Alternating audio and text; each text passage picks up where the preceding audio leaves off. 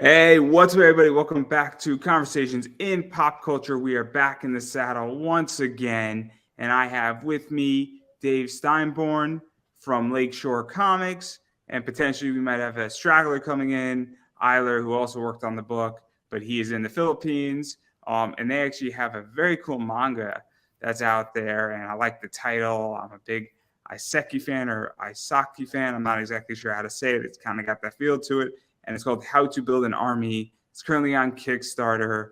So I figured before we really dive into the book and talk about the book, what is the basic premise of the book for those who are hearing about it for the first time? So,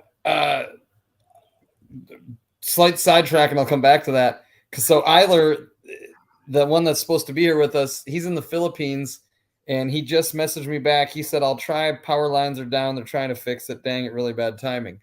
So, this book is being put out by Lakeshore Comics, and that's my thing. But Eiler actually wrote and drew everything on this one, so I will give it my best go. I kind of leave that up to him generally.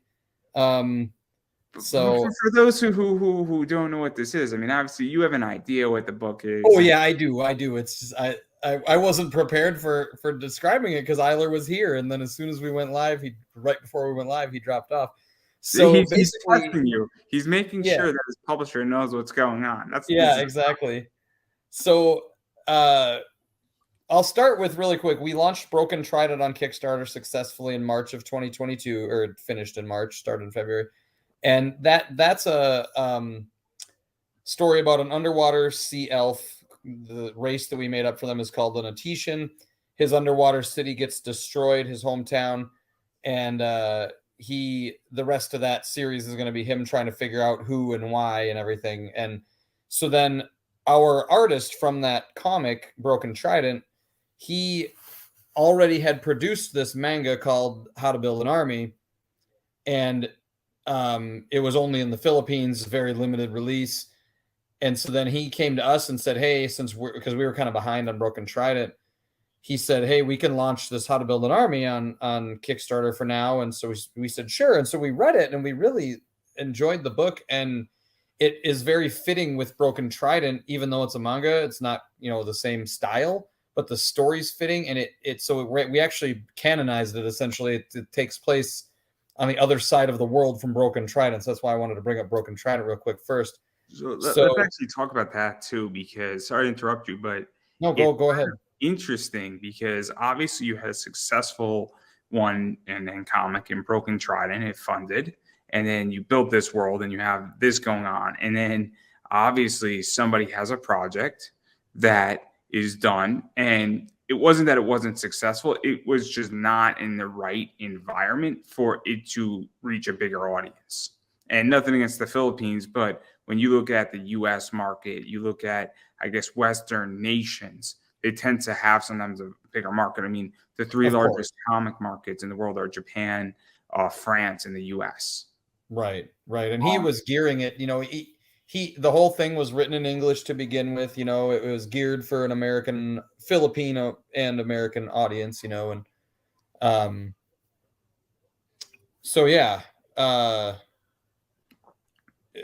basically, and I'm gonna try to act like I'm not reading this, but his words, his words that we have right on the Kickstarter page.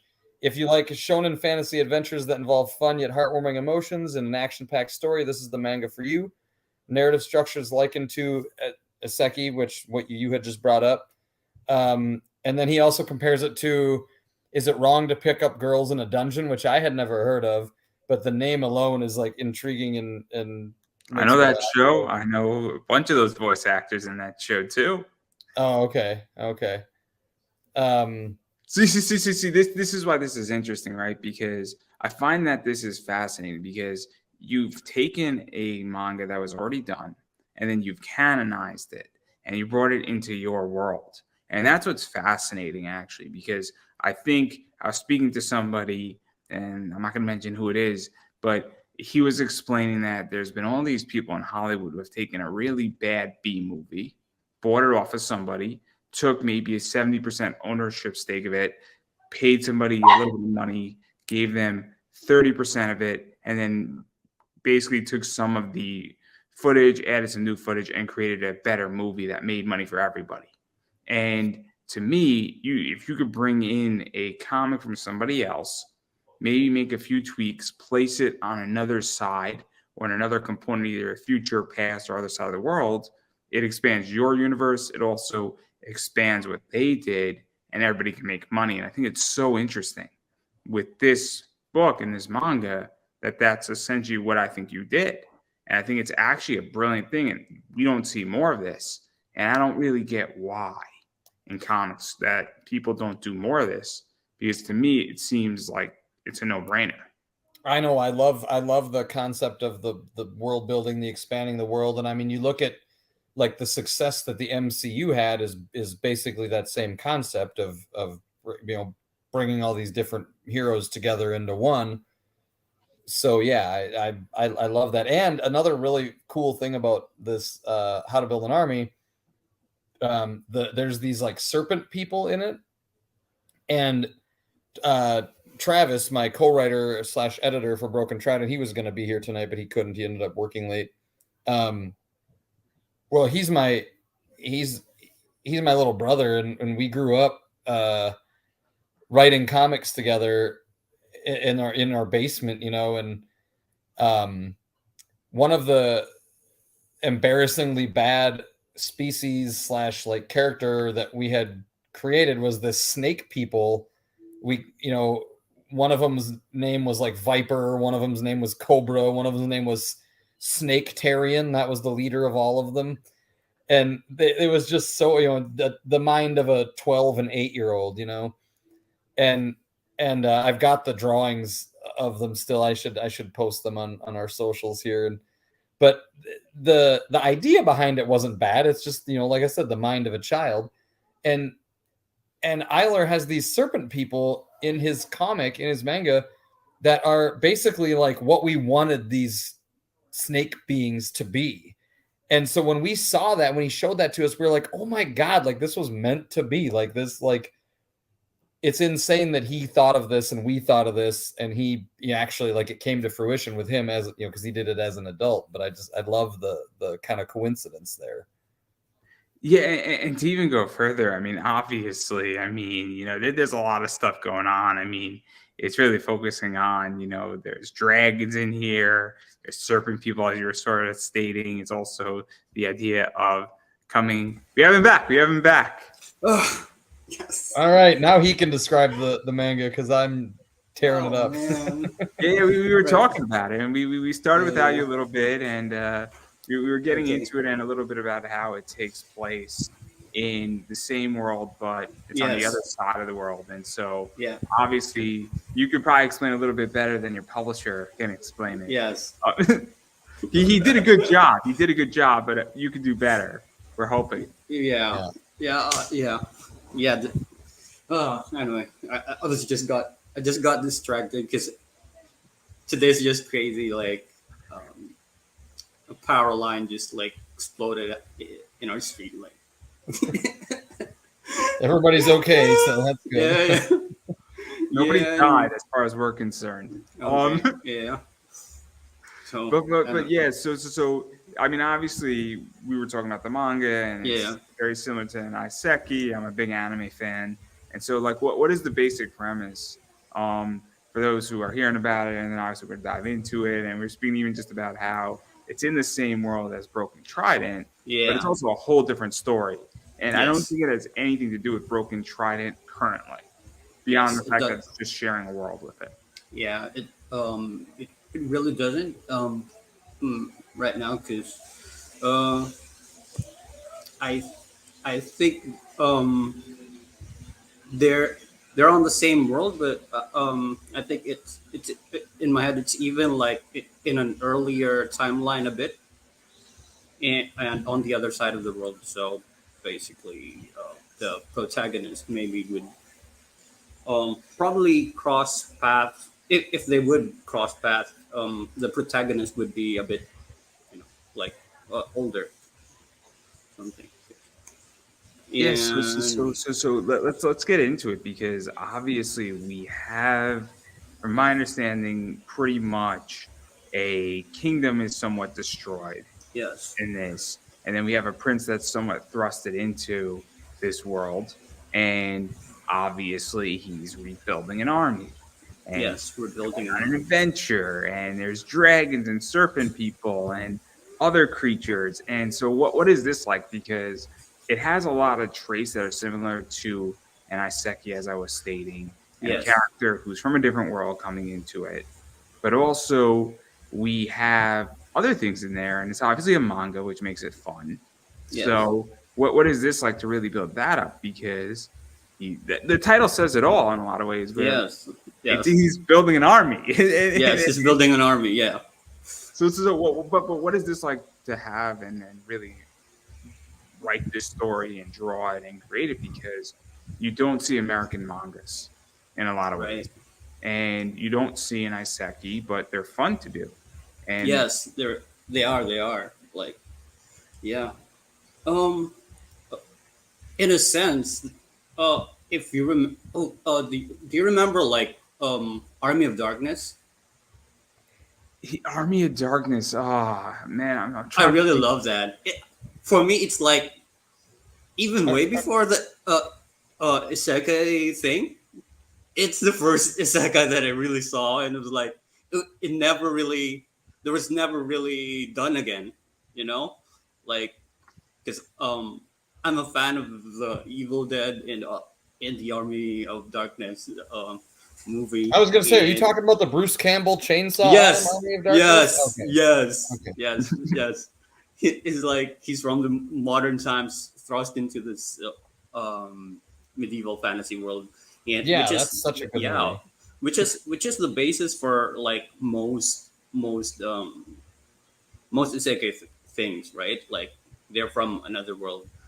Um, yeah, but for how to build an army is like because the way that they structure their story is built in a like the way I love those isekai stories from the anime is built like um, they have the structure of like building up to something like and they have really good character development and growth. So and also like shonen storylines, and there's not too many shonen storylines, I guess, because I'm a fan of Naruto and like the way they built their universe. They have their own like cultures and structures and yeah, like government structures, and I really love like world building, and so yeah, that's what I really enjoy about this comic is like the world building and Yeah, and even to dive into that too, because a good part of this world has been developed. So yes, in Trident, you can't go and start modifying the planet, in which that right, what's going right, to happen in Trident. You have to pertain to some rules, but you also yeah, get to invent a bunch of other stuff. So since it's yeah, on the other side of the world, this kingdom that they're building, it could be in the desert, it could be in, the middle of, an ice storm, it could be on an oasis. You have a lot of freedoms too, but also you have somewhat rules. And that's kind of nice to some degree, I would imagine, right, because you don't have to invent the whole thing. And you also, aren't, you have a lot of freedom too. And obviously, what they're doing in this world and what's happening in this book, How to Build an Army, isn't at the moment going to affect what's going to happen in Trident. And so that's cool too because you don't have to worry too much about that. yeah, I'm sure that you can't like go create like a natural disaster that wipes out 90% of humanity in your book. But at the same time, if this kingdom gets exterminated completely after 500 chapters, may never cross paths with Trident. So what is that yes, like too? Because there's a lot of fun stuff that you can do, but then also you can cross paths with Yeah. Trident at some point. So a lot of options are on the table, and that's what's so interesting about this. And we're clearly doing what the title's saying too, which is nice too in a comic. Yes. So I mean, I just find it interesting, and I like I don't know how to ask a question because the title says it all. Yeah. Yeah. Yeah. Yeah. And one of the most interesting thing I've learned about what we talked about with Dave before was he mentioned about like in this world something happened that interrupted the magic in this universe, right? Remember In the that? Broken Trident world. Yes, in Yeah. the Broken Yeah. Trident world, yeah. Something happened, and it limited the usage of magic in this world. So, um, and because in what I was writing, like most of the main characters, I was intentionally like gonna make it like it's gonna be science versus magic. Serpent people has magic, and the protagonist, mostly humans and elves, but they are not the magical type of elves. Because in this world there are magical type of elves, and there are elves that are. This is gonna be a spoiler because the female elf is like half elf. Um, so he's not gonna. She is not gonna be like a magical type. So it's gonna be like um, the forces or the army they're gonna build is gonna be like very science, science based, or they're gonna use science against the magic of the serpent people. That's what's gonna build up to. So I was researching and thinking of ways and weapons that are gonna be like very technological, but at the same time medieval. And yeah, so it's gonna be interesting because like it fits right into the narrative of what Dave was like mentioned before. Like some of the in a supposedly magical world, why are there like people existing without magic? So it's an So interesting plot let's point. even talk about that too, because now let's just get into the character stuff. Yeah. Because any good manga has an array of characters. Any good comic has Yes. an array of characters, and so obviously you have magic characters. You have Yes. a character who sort of is, thrusted into this world and Mhm. now is tasked with rebuilding an army and bringing back an army. And then on the other side, I mean, you have now science dealing with going up against magic, and now you got this weird array of stuff mixing together and Yeah. conflicting with each other. And obviously, I mean, this has been done in anime, this has been done in manga. And Yeah. what is that like? Because that's always a fun showdown when you get science and magic going up against each other. 'Cause in a lot of ways, they are polar opposites. Yes. And so that's always fun. And the saying is, I'm a huge wrestling fan, and then the saying is styles that clash make for good matches. Right. Right. So what is that like to start pulling that out, and then you're having all these characters doing stuff, and then now this is where we now get to see people's personalities evolve. Yeah. Yeah. From you, like the building of that, like just building the scenes in my head takes a lot of watching movies and watching YouTube stuffs. I watch. I love to watch how to do things. Like, I was following this guy. Like, I think he's also one of the inspiration why I tried to like create the manga. I was inspired by fantasy manga, anime, and whatnots. But he's one of the inspiration. Also, was this guy who builds crossbows. Yeah, yeah. He builds a lot of crossbows on his channel.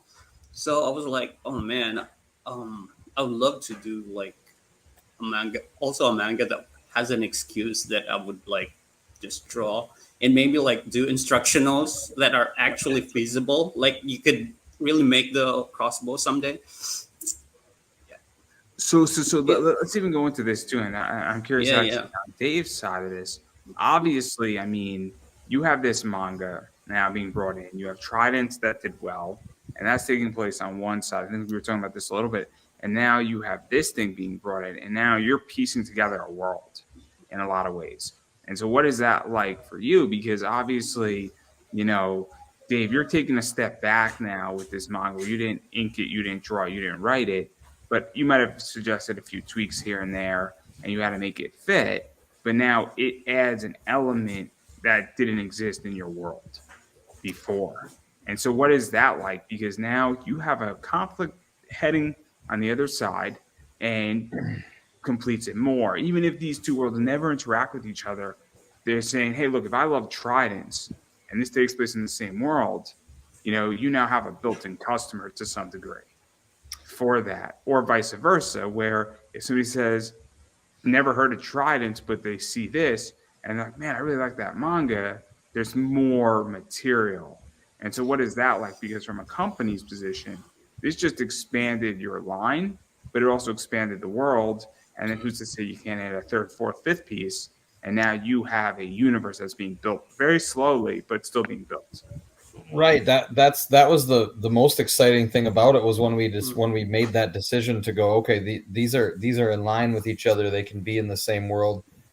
It was really cool. It was kind of, I think we were still off air when I was talking about this, but it kind of reminds me of the MCU and how that world was built. And even before we brought in How to Build an Army, our main goal of Broken Trident and our plan, I guess I should say, is Broken Trident is one mini series and it's going to be 5 issues.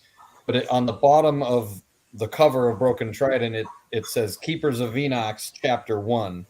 So Keepers of Venox is the overarching story of the whole everything that's happening Broken Trident. Broken Trident's just the intro, so it's the Iron Man movie of our universe, you know, like it's getting us into the whole world. And then we have planned 3 more miniseries, 2 of which will be characters that are in Broken Trident, and then the 4th one is actually another. So the Janor from Broken Trident was one of my first D&D characters that I ever played. And then my second D&D character, Varen, he's going to be introduced at some point in one of these Keepers of Venox miniseries. And then he'll be the 4th miniseries. And then the 5th miniseries will actually be the culmination of all of this. And it'll kind of be the Avengers of it all, where the 4 miniseries main characters come back together and team up to take on the big bad kind of thing.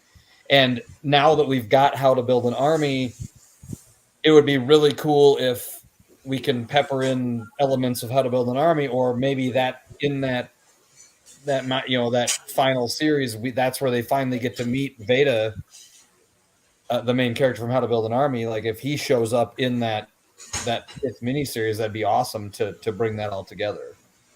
Yeah. Because I just think it's interesting because obviously world building, and again, I haven't produced a book. I don't know if I'm ever going to produce a book. There's a lot of other things that I do, and I'm really involved in my other businesses at the moment. And I'm in the process of building a fintech company, sort of fintech education company. So clearly my time in writing a comic book is not at the top of the list. It would be fun, but what is that like though? Because I think that's one of the biggest problems is that there's not enough content for all these companies and it doesn't get out fast enough. And so what is this like that Adler, I think of your name, right? Or is it Adler, yes. So obviously you Adler, you've done this already, which actually speeds up the process tremendously. Where Dave doesn't have to go produce art, he doesn't have to pay for art, he doesn't have to wait for it to be done. So what is that like too? Because that speeds up a universe. And if you brought in a third person who did another manga, now you have an additional book that's done.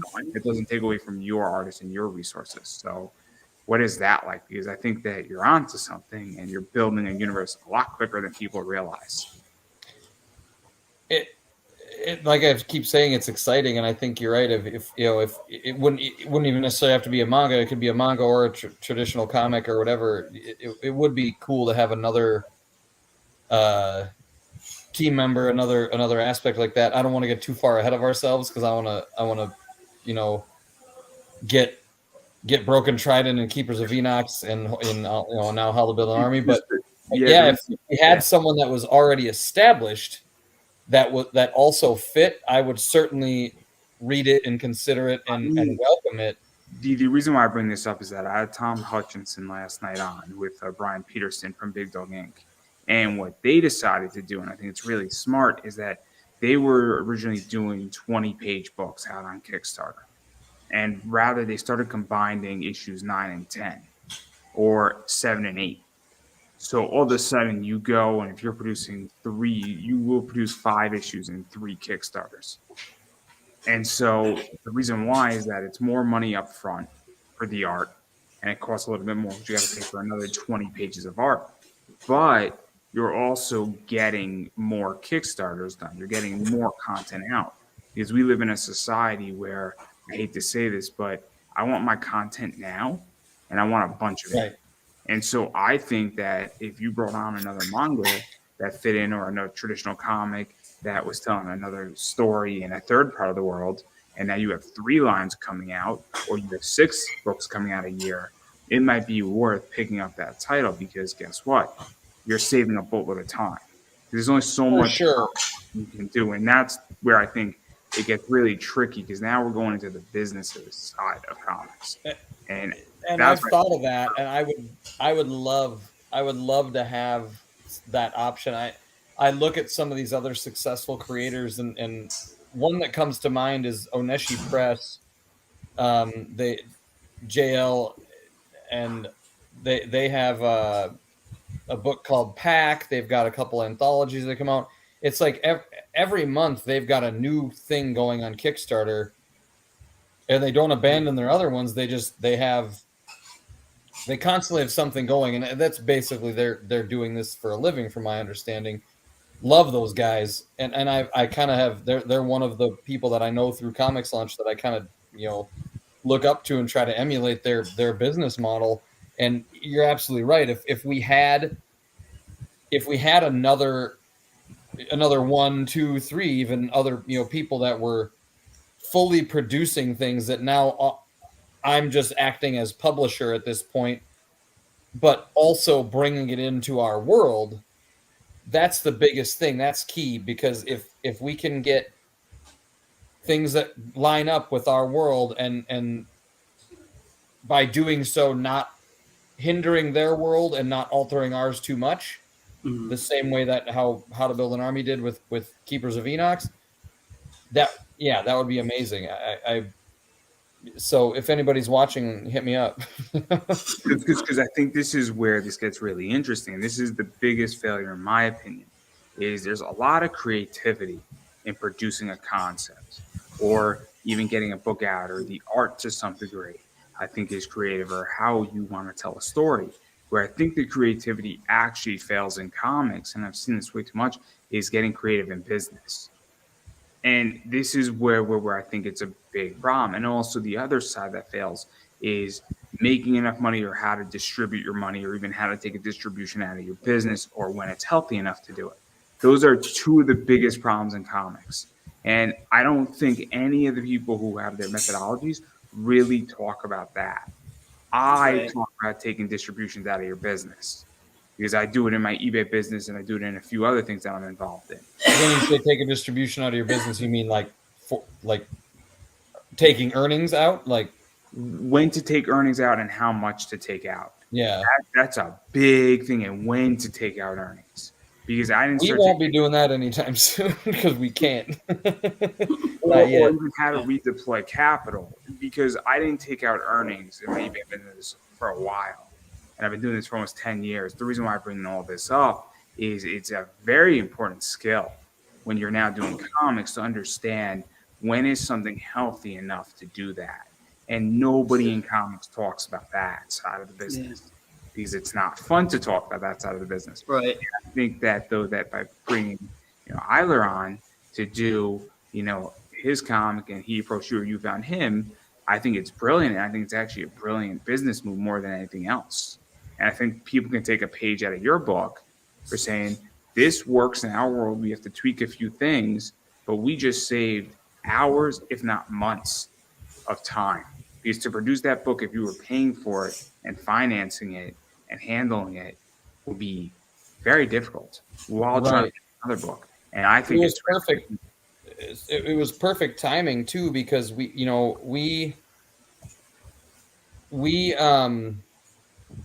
Travis and I both got really busy with work, with our day jobs, those pesky day jobs that keep us from being creative, and so I'm going to just make one comment about that before I continue.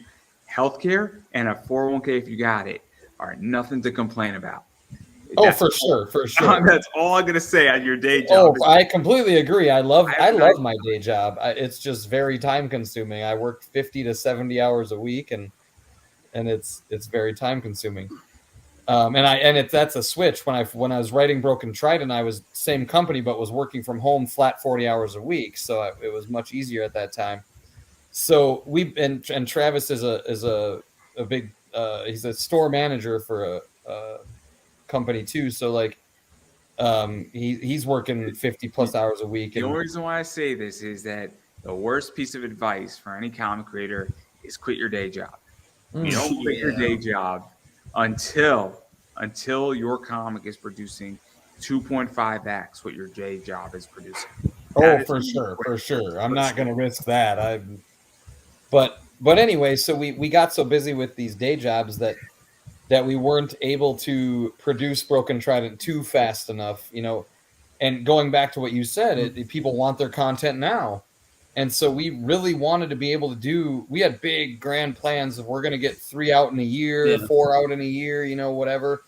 And then everything slowed down when our jobs got busier, and we were like, oh my God, when are we going to be able to launch this? And then that was when Eiler said, well, hey, we can launch How to Build an Army. And it was like, okay, perfect. Let's get that moving. And that even went a little slower than we wanted to, just because of trying to find time to build the campaign. Building a Kickstarter campaign is not fast or easy. No, that's no slight to Kickstarter. They're great, but it takes a lot of time and a lot of work and a lot of effort. You got to keep your audience engaged. You got to keep them updated. You got to put all the info into Kickstarter. You got to figure out your rewards. Like it's a lot of stuff. I don't think people realize how much work running a Kickstarter is. Oh, I know. I ran mine for this show, and I was hustling like crazy. And the amount of shit that I got for running a Kickstarter for a podcast was ludicrous. It was ludicrous. It was one of the most disturbing things I've ever gone through, and the amount of hate that I got for that was uncalled for, and it raises a lot of questions. About where people truly stand on issues. Oh, and they know that I know where they stand. Before anybody continues, they know, and they don't ask me questions anymore for a good reason. Which is sad, because they should really be asking me the question how to get rich. But and I'll tell them I'm sorry, but I only associate with Tom. But whoa, Rich went swimming. It's not a big deal, guys. But anyway, I think it's a great point about just time management is something that's crazy. But yeah, I think it's fascinating. I think it's brilliant, and I think that taking a page out of the book of hiring somebody or bringing on another project and running through your brand speeds up content. And it even goes further, where if somebody likes Project A and now it's under your brand and it's in the same world, they're going to like Project B, or they're going to at least trust Project B. And then there's the other caveat that's really cool, where this is a manga. And manga right now is beating American comics. Yeah. It's destroying American comics, to be polite. It's more than anything. Anime has clearly taken over. I mean, look, Sony bought Funimation for $100 million, and they bought Crunchyroll for almost $1.2 billion. So in the last 3 years, $1.3 billion has been spent to buy pretty much Texas's animation farm of dubbing and streaming services. Not to mention that I think AMC bought HD Live or HD Hive. So there's a lot of stuff going on. So what is that like? Because you're entering a market that is so popular right now with this manga, and it's only going to get bigger. And American mangas and that style is really at its infancy. So what is that Yes. like to be part of that and A, draw it, and then also being able to market it? Um, I I think it also makes me nervous because it's although it's like it's a manga, but it's not really because it's kind of new, really new thing of its own. Like So did you feel that um, it's like more of an American manga versus yeah, traditional Japanese yeah, But it manga? flips the normal Yeah. way. It doesn't read flips the backward or normal way. whatever. Like, Yeah, Because but it's because still I black and white. It's the manga size, 5 by 7.5 or whatever. And yeah. Only the sizing and the lack of color that really makes it kind of like manga. As- like the writing, I well, would say and the writing. Yeah. writing Because- style and Yeah. the art style even Yes. it reminds me of manga. Because Yeah. I look at the concept of it, I look at how it's being read, I look at the story. This is not a traditional comic story. Yes. Nothing against traditional comic stories, but you don't see an Iseki in a comic book. It's very rare that we see this. It's very rare that we see even the style and the drawings and the style screams manga.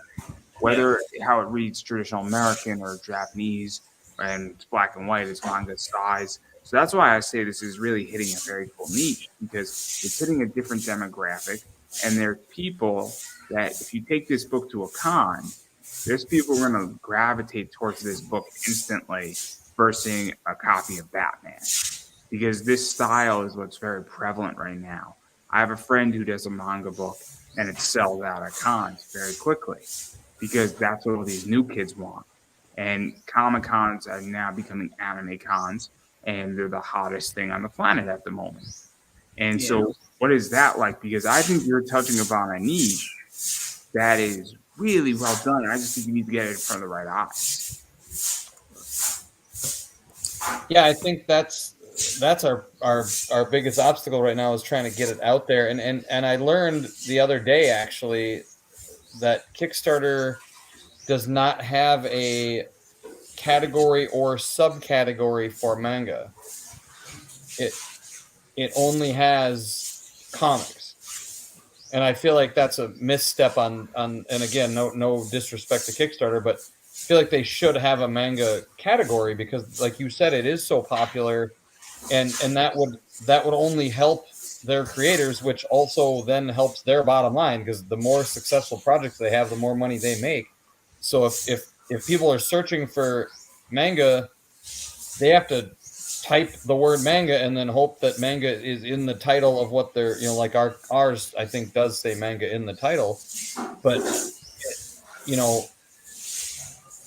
it would be helpful if it was its own category because it, like you said, it is so successful. They're Yeah. so popular. I think that obviously Kickstarter's evolved. There's no question about Kickstarter. Yeah, for sure. 5 years ago, manga and what was going on with that was not a big deal. I mean, 3 years ago, manga on Kickstarter didn't exist. Yeah, I mean, it existed, but it was more along in webtoons, and it wasn't where it was today, and it's now being taken more seriously. I think what was Right. 2021 manga beat out American graphic novels. And so that's where we're at, is that the tides have shifted. So clearly they need to evolve in that regard. Right. I believe that too because we did a giveaway to like amp up Broken Trident before it launched, and we had 69 entrants to that giveaway. And then while Broken Trident was live, we did a second giveaway. We had 70 entrants to that giveaway. I don't remember exactly what we gave away for each one, but whatever. And then for this, right before How to Build an Army launched, I did a giveaway, and I did a One Piece graphic novel set, My Hero Academia graphic novel set issue or volumes 1 through 20, and a One Piece Funko Pop and a One Piece plushie. And we had almost 3,000 entrants compared to the 69 and 70 from the other two giveaways. I mean, like and I only did a $100 Facebook ad or something for that giveaway. So I didn't put a ton of effort into it, enough effort, obviously, but just insane. I could not believe how much people were going nuts over this, this giveaway. And that translated to 71 page followers, to the Kickstarter page, which was awesome.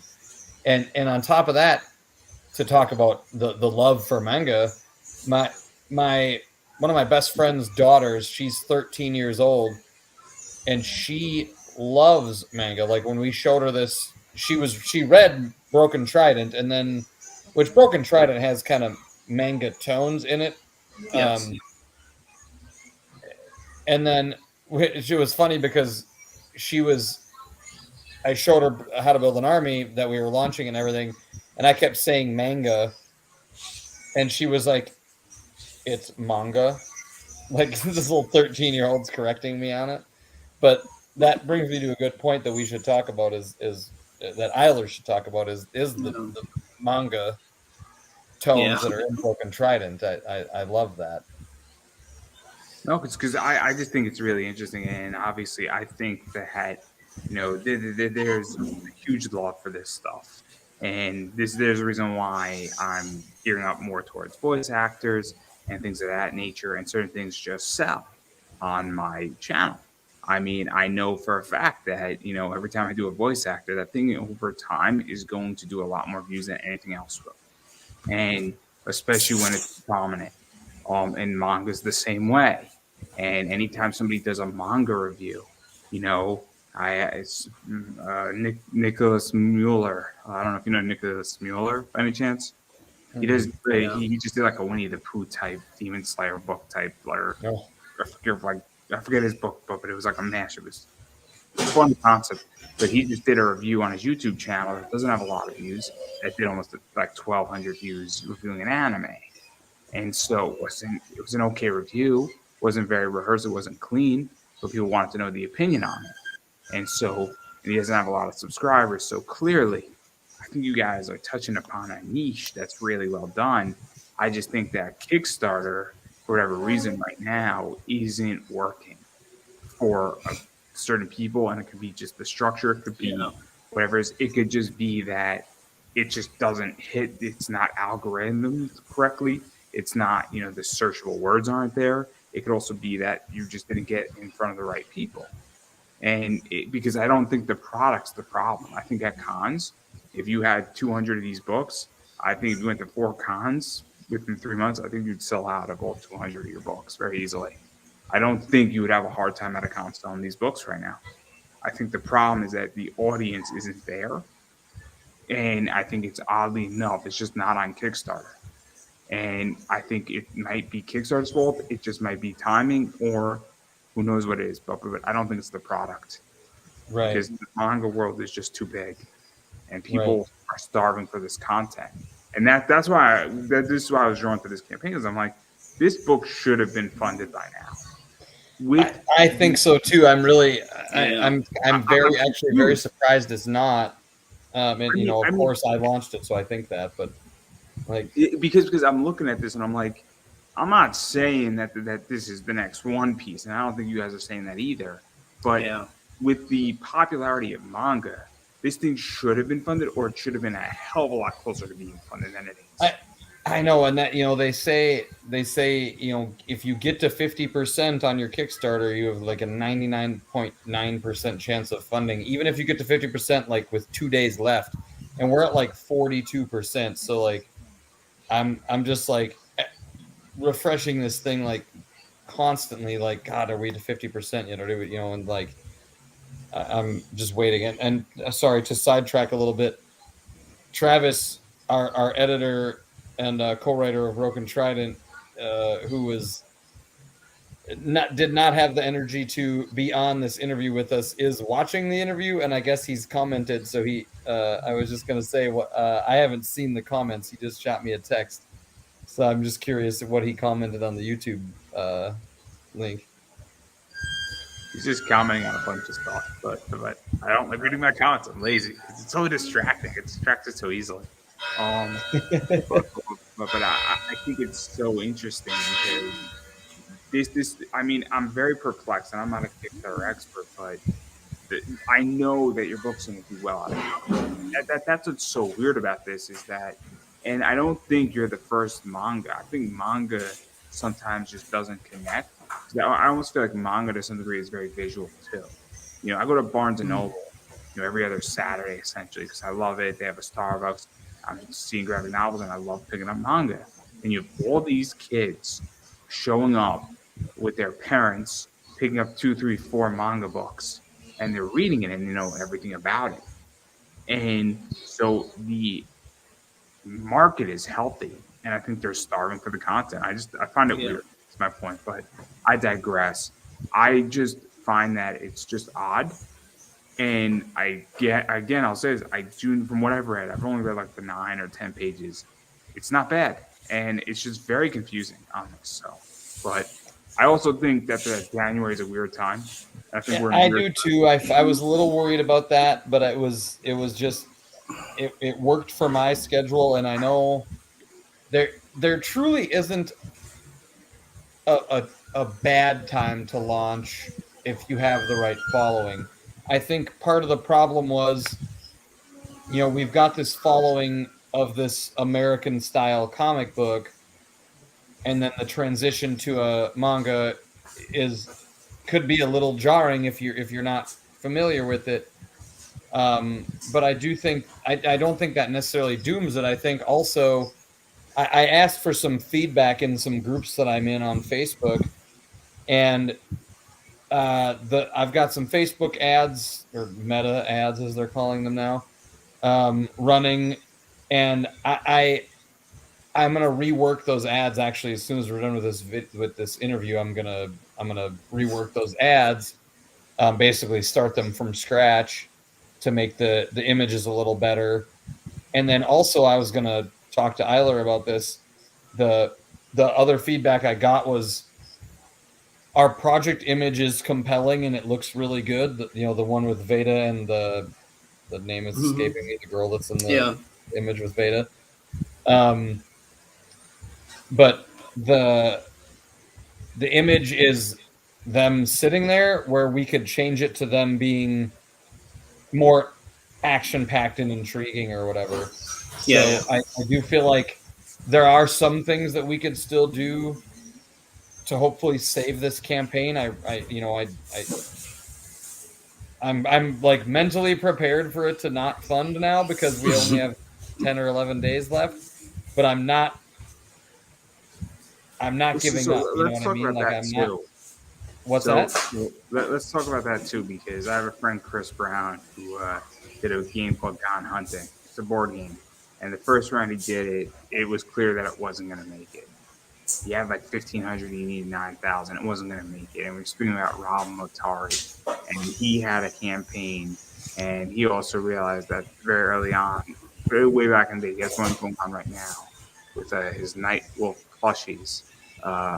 And there's a point where you have to realize this thing isn't going to fund. And I think you have two choices. You can say, look, let's just see where it ends, because you're still going to gather data from it. And then you're going to say, cool, we got to 75%, but why didn't we cross the 25%? Or if you know you're not going to fund, you call it, you gather the data that you can out of it, and then you cancel it out with, you know, fixing the problem and then running with it. And maybe you got to tweak some rewards. Maybe the problem is that it's just a weird month, or maybe you didn't do enough media, or maybe there was a bigger issue going on, or maybe for whatever reason it just didn't connect, and maybe you rework some words, or you figure out some SEO with it. But what is this like? Because it's still, I think you don't have to make that call today, but even seeing with where you're at and all that stuff, how do you rework all this and handle it? My plan is, and I haven't even talked to Eiler about this yet, so we're going to discuss this live on the interview. But my plan is, if it fails, and Travis and I actually had a phone discussion about this last night. If it fails, which I'm not conceding yet, I'm still positive. I'm 100% positive. I think that after I rework the ads, and then Eiler, you and I can talk after this about reworking that project image. But Yes. let's just say worst case scenario, it fails. Then we are not going to relaunch it right away. We're gonna hang on to it. It's a great project. It's a great manga. I love it. But if it doesn't succeed right now, we're gonna table it for a little bit, and we're gonna move along with Broken Trident 2, and maybe even 3, 4, 5. And by then, because generally with comic Kickstarters, your followers and your backer count go up, which is an awesome thing about Kickstarter. You know, if you launch a brand new comic in a comic book store, issue 1 sells 100 copies, issue 2 sells 50, issue 3 sells 25. You know, and in Kickstarter, it's the other way around. It's usually exponential growth. So if that's the case, and this didn't hit right now, that's fine.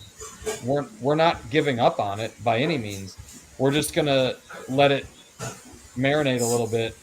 And then in 2, 3, 4, maybe even 5 launches down the road, we'll relaunch, and we'll come back bigger and stronger, and learn from the mistakes that we made along the way here, and I think at that point it will succeed. It's very interesting, and it's also just even figuring out what to do and how to adjust, because there is no right answer to all this. And so that's something that is really just interesting. And I know people who figure out what went wrong, and maybe they get the price point down, maybe they got to readjust, maybe they need variant coverage, and there's a bunch of different stuff that goes into that. But I find it interesting. I mean, I had this question. I read my Kickstarter for this show, and I luckily funded it. But I also said, I'm going to see where it lands, and we'll see what happens. And I was fortunate enough that I funded. But again, I think sometimes that's a good thing too. So obviously that's something that's fascinating. But I do want to talk about the reward side of this, because there's a bunch of different stuff going on. It is Make 100 project. So that's going on, where there's 100 hardcovers, I want to say. There's single issues as well. You can get some Broken Trident in it too. And so what is that like? Because that's kind of cool too, where it's very limited edition. And I've seen people do Make 100 projects, and then they only have 100 variants. And then a month or 2 months later, they then launch the full one. But you can't get that limited 100 issue run on. Right. That was the point. And Preston Poulter. That was really interesting, actually. Like I had never heard of the Make 100 month on Kickstarter until leading up to this month, so like the end of December. And I was like, okay, well, let's jump on that. And you don't have to. The point of Make 100 is to encourage some smaller works and stuff, but you don't have to limit yourself to 100. You just have to have one tier that has 100 items in it, and only 100 items. So I thought, okay, that's like a big thing on Kickstarter. So Kickstarter is going to help push your book a little bit with the Make 100. I guess I thought that might help some, and we've got a fair amount of pledges for the $40 hardcover. So we'll see where that goes. I'm hoping we get a few more. I'm hoping, I don't think we're going to get 100. It'd be awesome if we did, but even if we don't get 100, we'll print 100 of them and have them for cons, and there will only ever be 100, regardless of if they're sold on Kickstarter or not. We will not print more than 100 of this hardcover, and then going to the Are you going to business side of things. serialize them? Are you going to serialize them? Because that'd be a cool idea. Like 1 of 100, 2 of 100. Yeah. Like one. Yeah.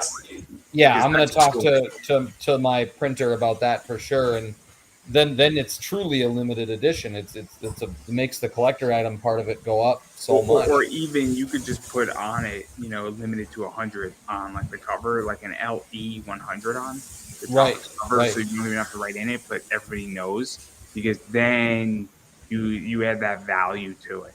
For sure, because there will only ever be 100 of it. We won't do reprints of the hardcover, nothing, like ever. Like that will be it. The other thing, when you mention rewards, yeah, Broken Trident is part of this because it's Lakeshore Comics, so we kind of looked at it as like our email list was only at about 500 people when we launched Broken Trident, and when we launched How to Build an Army, our email list is at about 2,700 people. So that means that a large chunk of those people on the email list possibly don't have Broken Trident, haven't heard of Broken Trident. So we treated this launch as like it's the priority is, of course, How to Build an Army, but also it's almost like an opportunity to relaunch Broken Trident to get people on board with that, So you can get all 3 covers of Broken Trident on this launch. You can get the Janor minifigure. Then we did the Veda How to Build an Army minifigure too. We had Broken Trident T-shirts available on the first campaign. Now we did Broken Trident, and we've got actual just Lakeshore Comics T-shirts. We decided to do that instead of a How to Build an Army T-shirt, which maybe we'll do that later on, or if we relaunch or whatever. But this is we probably won't have these available again. But I'm actually drinking out of the Lakeshore Comics / Broken Trident metal can koozie by Frostbuddy. So those are available on there too. So yeah, it's got a plethora of rewards and things available, and lots of stuff to be excited about.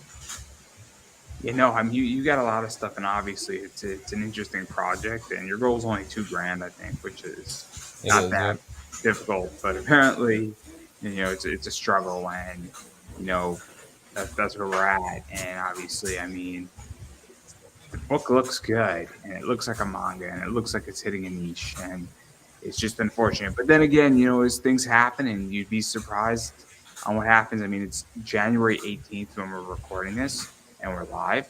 And so obviously things, I think, are about to kick up, and things are going to get very interesting, I think, on Kickstarter. But obviously there's a lot of rewards, and, it looks good. And obviously I put the link up above, down below to the Kickstarter for everybody who's seeing this and is about to see it and be pushing it out. But I do want to ask you questions outside of your Kickstarter, because I am curious, because I ran a Kickstarter. It's a lot of work, as we were talking about, and it's complicated. And comics collectively right now are complicated. Marvel, DC are not producing good books, whether you like them or not. I don't think that's a secret. If that's controversial, I don't know what to say. And there's a lot of stuff in comics that is not good. There's a lot of stuff that is good. And I'm curious how you guys feel about the current state of the comic industry. Manga is destroying, and I mean destroying, American comics. And so how do you guys feel about the current state of the comic industry, where it's going, where Kickstarter is going, where indie comics are going, and all that stuff? Because it's a very weird time to be in this space. I'll let Eiler go first, because I feel like I've been talking a lot. So go ahead, Eiler. Mm-hmm. I think we just really need to find a really good strategy, and I think part of the reason that How to Build an Army is not getting really good traction is like it's something new. It's I would understand if people have doubts about the product, because it's really something quite different. And I guess on the business side, yeah, we're hoping that we could just emulate whatever like uh, manga strategies are doing, like the what do you call this jump manga, the shonen jump, yeah, yeah, because if you look at it, like it, the shonen book is like really thick, and it's a collection of lots of manga stories, and some of the stories featured on those book um, has already been published. They just like pushing it again and mixing it with new stuffs. And on that book, you could have like uh, Hero Academia, One Piece, and whatever on that book. They're just helping out each other. I guess that's why they're like on top of everything, because everything is like they all like instead of like really competing, even like other titles are from other studios, they would promote each other. You rarely hear them like trash talk other, like even the creators, like in interviews, like the One Piece creator would never disrespect the Dragon Ball creators or the characters. Even if you try to bait him, he would like he does not do that.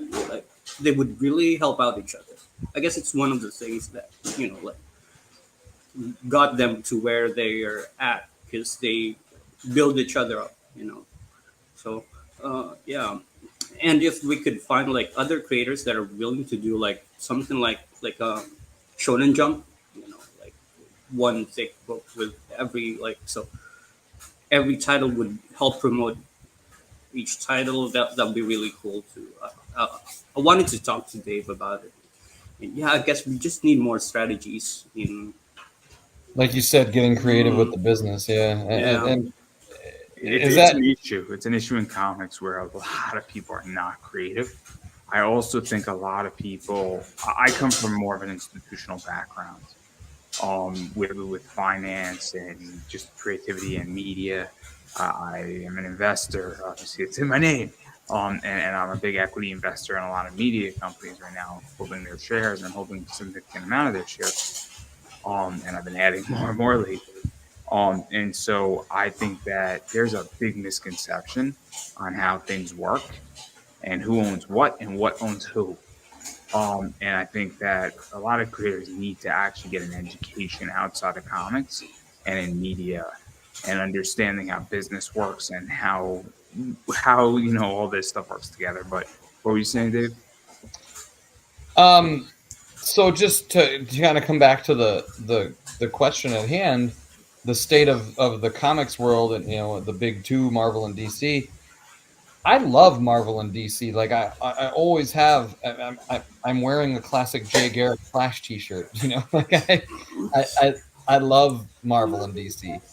I think that their books that they're putting out right now are the best thing in the world. No, I think they ebb and flow like anything else. I X-Men is my all-time favorite comic book ever. Like I love it. The Fox movies destroyed the name of X-Men. Those movies were so terrible. I will have the unpopular opinion that Hugh Jackman should have never been Wolverine. He's a great actor. He did a good job in the part, but he was a horrible miscast. So not to tangent too much on that, but my point is I love X-Men. Chris Claremont is, if I could meet one comic creator, it'd be Chris Claremont. I love that man. And a couple of years ago, Jonathan Hickman took over for X-Men, and I thought that was it was cool. It was interesting. It was a huge divergent. It jumped off from from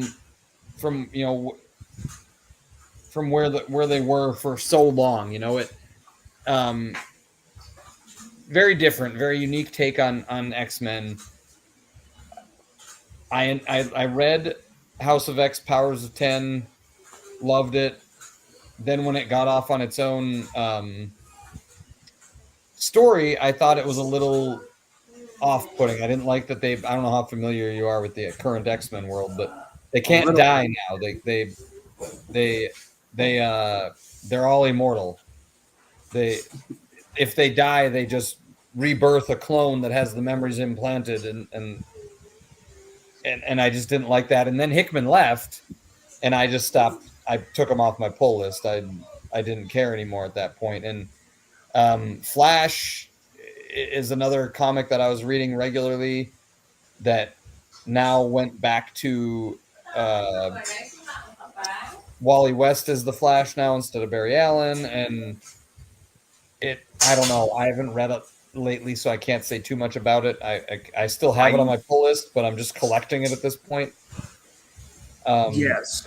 So I mean, my biggest pet peeve, and this might add some clarity, is that I don't think that they're producing good books. I know I was trying to say that without saying it. I mean, I don't think they're producing good books. I think they're producing good covers. I think yeah, oh DC yeah, for sure. producing- Their art's good for the most part, but their cover art's good. The interiors are okay. yeah, it depends on the book for sure. Like if you know, I don't want to. I definitely don't want to trash talk the two companies that I would love to work for. You know, like This is the problem, though, is that I think what's happened is that all the good editors have left. And I think there's been a lot of issues in these companies. And I also think they've become IP. And this is one of the biggest problems, is that DC and Marvel are now an IP farm. Because when you're doing a movie that does 1.2 billion and it's a bad movie and it's still doing 1.2 billion, I mean, Thor Love and Thunder was not a good movie, and it made a lot of money. Made a lot of money, even though it was a bad movie. And I'm not saying that I don't think anybody was a bad actor in that movie; it just didn't work. Yeah, it was the tonal shift was all over the place. Like I think it was written like an episode of Avengers series. That's how I felt. Like the beat was like, it's not a movie beat. It's like, an episode of, like, if you watch Avengers cartoons, it's like that. If it was a three-parter on Disney Plus, it would not have been destroyed the same way, because it would have been a three-parter, like a three-part miniseries on Disney Plus that wasn't sold as a movie, but as a 3-episode part of just telling this story. It was rough, but it didn't cost me a penny. Right? It didn't waste me in a movie seat. It didn't waste me buying popcorn thinking it was going to be good. Well, I think what happened was Thor Ragnarok, in my opinion, was one of the best Marvel movies of all time. I loved Thor Ragnarok. I didn't know who Taika Waititi was until I watched Thor Ragnarok, and then I learned who he was, and I was like, oh my god, that movie was amazing. Like, it had the right amount of comedy in it, but still had the proper drama and action that you expect from a Marvel movie. And I think that because that was one of the first Marvel movies that had that amount of comedy in it, they all have a little comic relief, but that one, Ragnarok, had a lot. And I think Marvel and Taika Waititi were like, oh my god, let's capitalize on that. And then they went way too far, and it just became this like outlandish, like slapstick humor. Like, it just didn't fit. Like the fat god, what was it? I can't remember which god that was. The dad of Hercules, was it Zeus? Zeus, yeah. Like, that didn't work at all. Like, that was it looked like B movie quality. Like it didn't even look good. Like, it looked fake. Like, it normally the Marvel movies are like, the graphic quality is so good, it's like, oh my god, this is real. This is my point, where I'm getting, where there's a lot of that in Marvel, DC, and there's a lot of that going on in a lot of indie projects right now. I hate to say it, it's lazy. People have lost the art of telling a story. There's a concept where people have lost dialogue. I pick up indie books and I'm like, man, I just spent 15 to $20, and I'm like, I kind of want my money back, and it's a real problem. And I think that what's going on is that a lot of creators are writing to pitch to Netflix. They're writing to pitch to Hulu. They're writing to pitch, and they were screenwriters, and then they wanted to do comics, and they still want to write a screenplay, and they want their name up And on that's the not the silver same screen. thing. And it's Yeah. not the same thing, and they're Right. not that good. And it's a hard life. And great, they're doing a comic, they're marketing their comic, but their book really isn't good, and it'll get optioned because Hollywood has no other options at the moment. And then they'll take that thing and then they'll go, my 14 ideas, they'll pay you for it. But guess what? They'll take 10 comic books and fuse it into one thing. They'll get 4 seasons out of it. And on season 4, it'll be a disaster. You might have made $1 million on it overall, but you didn't really produce what you wanted to produce off of your Right. book. And I'd be lying if I'd said that we didn't think about Broken Trident becoming a Netflix series. I would love that, but we didn't write it with that intent. You know, I feel like we're keeping to our core here. Like we're keeping what we want. You know, we're writing this because we want to. We know that the likelihood of us becoming rich and famous off this is very low. So we're not writing with the intent to take over Netflix or Hulu. We want to get our art and our story out there. And if it becomes a Netflix series, great. But I'm not gonna relinquish my rights to it if that were to happen. I would want to have some creative control in what happened there because I don't want it to get shit on. You know, I don't want it to lose Yeah. the meaning behind it. And we're our dialogue, I think, and of course I think I wrote it, but me and Travis wrote it, but it's good dialogue, and it's not just there for the sake of being there. We had to cut dialogue. Like we had so much it didn't make sense on the page. Like There's a concept where you want to show, not tell. right. So I had Mike Barron on before you guys, and he described as a moment of him showing you something. You could say, oh, the guy got shot and a puddle of blood was spilling out. Or you could give a whole scene and give a bunch of graphics. And when he did it, I'm like, fuck, I'm not that good of a writer. That was my response. But there's a concept of showing, not telling. And very, very, that's what's lacking in comics is that somebody's not showing anymore. They're telling you. And there's a big difference between those two things. And I also think, again, creativity in business. So if you want to make money in comics, guess what? Maybe you want to have super rare variants that are olive oils that are $50 a pop, and you're doing 50 of them. You know, now 50 times 50 is what is that? 2,500, I want to say, give or take. Yeah. So now you just produced 50 copies of a book, and it's $2,500 you just produced. If you have 2 of those on a campaign, you have an audience, they're super exclusive, and now that's how you make your money, is that you make your money doing stuff like that and selling variants or selling exclusive things, or you make your money by having, you know, a hollow foil edition of the manga where it's gold inlay on the spine. And now you only have 100 of those books, or you make it by doing 100 hardcovers or stuff like that. Or if you have an artist on your team, having them sketch in the book and charging an extra $15 for that. And so now, if you want to make money in comics, and this is where the creativity I feel lacks, is that nobody's getting creative saying, look, I have a product and I can add value. And I don't want to go to Netflix. I mean, if I'm going to eventually write something and I'm writing to sell to Netflix, but you're damn sure that when I write it, I'm going to have all these exclusive variants that are not going to be on my Kickstarter. And so that when I sell to Netflix, I have schmuck insurance. Because I'm going to have 500 variants, 500 copies of maybe 6 different variants. That is my exit. That'll be worth 30 to 40 grand. And then again, creativity. That's called business creativity, is that you're ensuring that you get your bonus on top of whatever else you sell, and on top of it, especially when you're selling something to Netflix. And that's where I think the failure is. And what I just gave is legitimately worth millions of dollars. That advice is worth millions of dollars. And the sad part is that nobody's going to listen to it until it's too late. Exactly. All these people in comics don't have any clue on how to make their real money, and that's exactly how you do it. It's a problem. But I Right. digress. Don't worry. No, you're good. I mean, I get that, and we are in our first issue of Broken Trident. We had three covers, standard and two variants, and I love that. I love the exclusivity of it. Like, Eiler's variant of Broken Trident, that is by far our best seller. We did one con so far. Everybody that came to the booth, even if they didn't buy it, picked that one up out of all of them.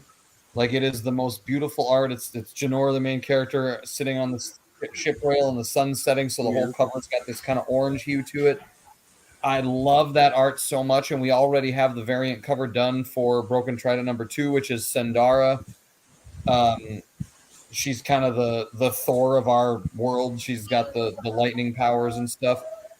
And same art style, because that's the thing about that cover, it was done in a different art style, and now we have in that first comic in Broken Trident, we had our local comic store owner. He did a Frank Miller Wolverine #1 variant, where it was, instead of Wolverine with his claws in front of his face, it's Janor with the three prongs of the trident. For this Broken Trident #2 now, Eiler, I don't think I've even showed you this. Yeah. We've got, or did I show you the New Mutants one? Oh, no, not yet. So New Mutants #87, first appearance of Cable. We've got Sendara, and then little targets of all the Broken Trident characters, just like so like branching out stuff like that. We've got another guy that I know from Minnesota that's a Kickstarter creator that we're hoping to launch Broken Trident 2 in May, and he's launching his at that same time. Hoping to do a variant cover from him, and either a variant cover or a art print with his main characters and our main characters combined. And the only way you get that art print is by backing both of the Kickstarters. So yeah, like you said, business creativity, branching out like that. I mean, I'm trying to do everything we can to stand out. It's complicated, and honestly, I mean, with Kickstarter, you need to figure out a way how to do it. It's just the reality. You either need to come up with a great concept, or you need to figure out a way how to stand out. And it's tricky. It's complicated. And you know what? People have to figure it out. And look, everybody's going to figure it out eventually. And look, things change. Nothing is certain in Kickstarter land. Just because somebody's on top right now doesn't mean they're going to stay there. And believe me, I mean, I'm a big wrestling fan, and The Undertaker said it really, really well in his Hall of Fame speech. He said, the toes you step on are the asses you're going to be kissing on the way back down. And there's a lot of people working really well in comics right now, but if they step on your toes, remember, they better learn how to kiss a bunch of ass on the way back down, because it's coming. And believe me, there's a whole bunch of people that are willing and gunning for people's spots that are doing 30, 40, 50,000, and it's coming, and it's going to get ugly. And then it's just one little step, one little slip, and not to be scared and not to freak anybody out, but that's just the reality. And it's in every profession. And so there you go. But anyway, we've been speaking for a while, almost an hour and 20 minutes, and I do want to give both of you a chance to promote yourself. So where could people bother you, find you, back this project, social media, all that good stuff? Because obviously, even if this thing doesn't make it, that doesn't mean another project won't, and it's extremely important to follow people on social media. For sure. Like I said, I'm staying positive. We had 10, 11 days left. It's going to make it. So if you want to back our project, How to Build an Army is on Kickstarter right now. You can search How to Build an Army, or if you go to howtobuildanarmy.lakeshorecomics.com, that will take you directly to the Kickstarter. That's howtobuildanarmy.lakeshorecomics.com. And then you can find me, or you can find us on facebook.com/lakeshorecomics. You can find me at Dave Steinborn on Instagram and Twitter. We also have some Lakeshore Comics pages on Instagram and Twitter. It's at Lakeshore Comics on Instagram and at Lakeshore Comic without the S on Twitter. And Eiler, go ahead. Where can we find you? Right. You could find me on Facebook at Art of Eiler, and on Instagram it's Eiler Art 00. Yeah, and I'm just going to keep saying it. You have to support what you like and what you want to see made get more of. And so what that means is when people have comics that are either on Kickstarter or Indiegogo or crowdfunder or wherever else they're going to be, you need to actually back those projects. Furthermore, you need to follow people on social media. That's Twitter, Instagram, Facebook pages. Also, you need to sign up for people's email lists. You also need to, when they go to cons, buy their books. If it's in a shop or they have a Shopify store or any type of store, that's important. You need to back it there or and pick it up if you didn't get it on the Kickstarter, or any other merch they have. It's a big deal. And all that goes a long, long way. Obviously everybody's at a different economic level, but following somebody on Twitter is a big deal and it makes a huge difference. So that can be a game changer. And then sharing it out makes a huge difference too. So I'm encouraging you to do all of that because without any of that, things don't get made and they don't get exposure. So that's very important. And then as far as I'm concerned, obviously all my social media is slightly covered right now, but it's Pop Anime Comics on Twitter, Pop Anime Comics on Instagram, Pop Anime Comics on Facebook, it's Pop Anime Comics on YouTube. If you don't want to miss any of my interviews, do 130 to 160 a year. And I have an interview for everybody. You name it, I've interviewed it. So if you don't want to miss any interview or you want to go back in the last 3 years, which will bring you about 500 interviews, voice actors, cosplayers, wrestlers, comic people, both mainstream, indie. It's all free and it's all up there. So you could have a fun time going through all that. And I promise you, you might not like all my interviews, but you will be entertained. So you can check that out. I also have a t-shirt that's making fun of Gundam and Taco Bell. Yes, it is a really cool t-shirt. It is available in 16 different colors on Redbubble. And then I also have Buy Me a Coffee because I am an independent media. So I do appreciate when people support independent media because that is a big thing. And well, if you like independent media, you got to support that too. And the best way to do that is either through Buy Me a Coffee or actually share out my interviews. That matters. So really appreciate all of that. And that's everything I have. And I don't know who wants the final word. I'll let you two figure it out before we wrap up. So one other thing that I forgot to share, if you do want to get, you mentioned email list. If you do want to get on email lists, it is subscribe.lakeshorecomics.com, and that's how you can sign up for the email list. By signing up for the email list, you will get a free digital copy of Broken Trident #1 and a free digital ashcan preview of How to Build an Army. Yeah, that's pretty much it. I thank you everybody for supporting us, and thank you, Andrew, for having us on the show. Well, on that note, I don't think I could have said that any better myself, and that is a wrap, everybody.